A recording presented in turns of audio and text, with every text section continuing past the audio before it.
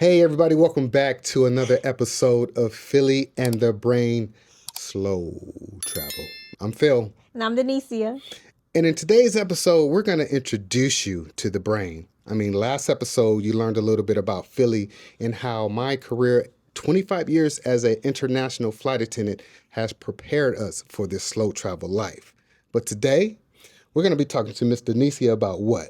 Would you leave? My six-figure consulting career and why I decided to leave that career behind for slow travel. Slow travel. All right, you guys. Stay tuned. Let's go.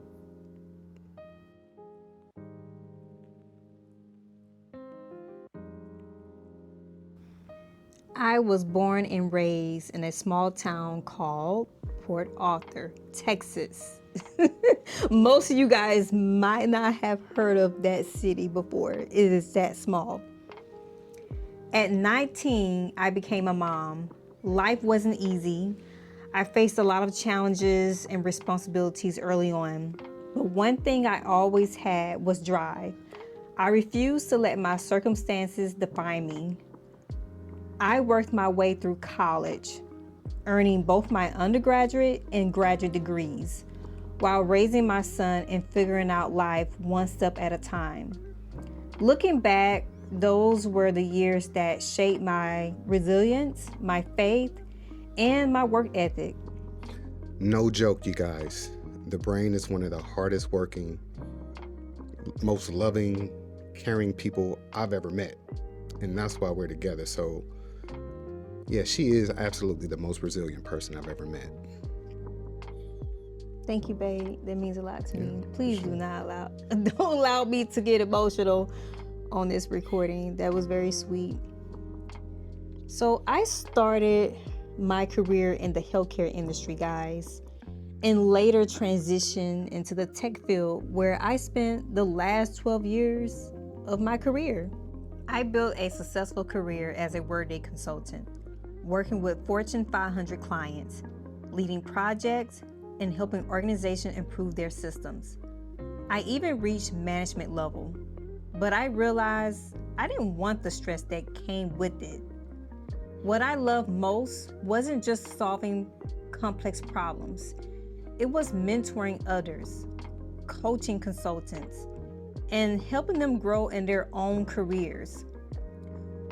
But beneath all that success, the salary, the titles, the certifications, I was miserable.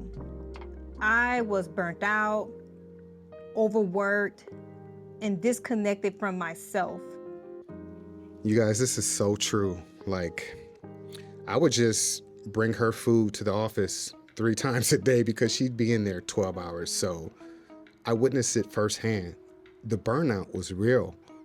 But what made you, I saw the burnout before you did. What made you finally discover that burnout? What changed? I think to be honest, I discovered the burnt out phase way before you and I met. But it wasn't as easy to transition out of what I was used to. The money is good. I think I can make more money. Everyone thinks that, right? But I wasn't ready to let it go. It wasn't until I experienced some pain in my right hand where I started really telling myself it was time for a change. I believe this pain injury that I started experiencing, carpal tunnel, was just a sign from God that I needed to really take my health seriously, not just physically, but mentally. I tried everything to fix it.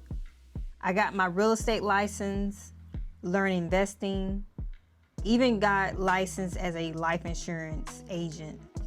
I kept trying to find my way out of the system, but I was still stuck in it.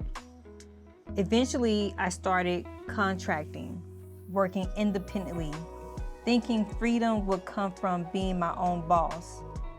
But even then, the exhaustion followed me. Then one day, My body literally said enough. I developed carpal tunnel in my hand, something that forced me to slow down. And that was the moment I realized this wasn't just about physical pain. My mind, my body, and spirit were all asking for me to rest. You have to listen to your body. You have to listen to your mind and your soul. It knows when things aren't right. I know that had to be hard.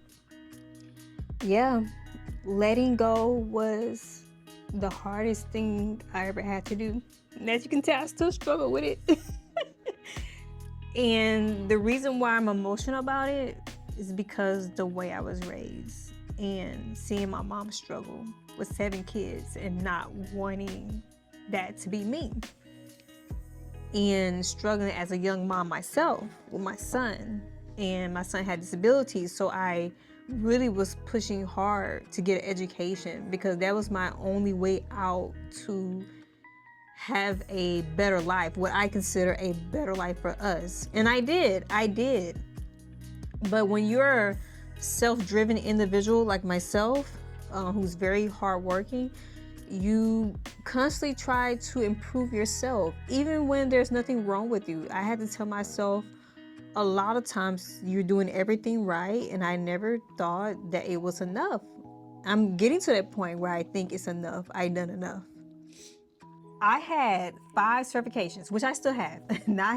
I have 5 certifications, 2 degrees, a decade of experience, and yet I had to accept that none of it meant peace. On paper, I looked like I had it all together, but inside I was drained. I was coaching other consultants to build their careers that I no longer wanted for myself. So I made a decision to walk away, not because I couldn't handle it, but because I finally chose me. That's powerful. You are my hero. You know that? Talking about resilience and patience and discipline. It takes discipline to do the things that you've done to get to this point. Wow. So let's talk about this next chapter in your life. Let's talk about slow travel. So I sold almost everything to 3 bags, pretty much. 3 bags. In one rental property. Which is a whole nother story. The rental property is a whole nother story. Oh my God, it's just a little bit stressed there, but we're working on it. So I'm down to 3 bags. I did all of this change, right? Selling everything into just 3 bags. And I had a lot of clothing shoes. I had a lot of different things, right? And I did all of this, gave up everything for slow travel, to find peace, to find clarity, to find myself. Because honestly, I didn't know who I was back home. I was always known for a title. What does Denisia know? Not just from my co-workers, but also from my family members. They will call me for information relative to real estate or insurance or savings or investing. And then my colleagues would call me for workday system stuff. I mean, you would hear them call Phil. Yeah. I was known by a title. I was known as the expert. That's For what you can do, not who you were. Yeah. You didn't even know who you were. So even when we go into small groups, I didn't know who I was. I will only be able to talk about the same stuff: investing, money, workday. I didn't have a life outside of that. And now I'm trying to figure it out now, and it's scary because I was like, who is this person? I don't know who Denisia is. I'm figuring it out now. Who is Denisia? Yes. Who is the brain?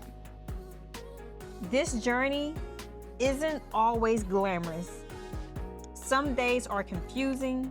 Some days I still question, should I go back? Yes, the money was great. Yes, I could have stayed and climbed higher, but at what cost? I was saving over 60% of my income back then. Girl still got her lunch money from the 3rd grade. investing and preparing for this chapter so that I could have the option to breathe.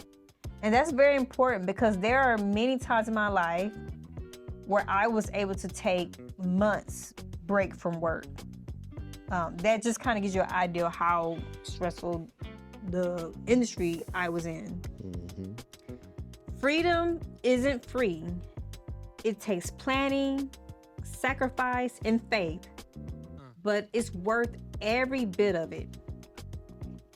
So from the corporate world to slow travel, and also trying to figure out who you are. So in this whole few months that we've been slow traveling, what have you learned? I learned that success without peace isn't success at all.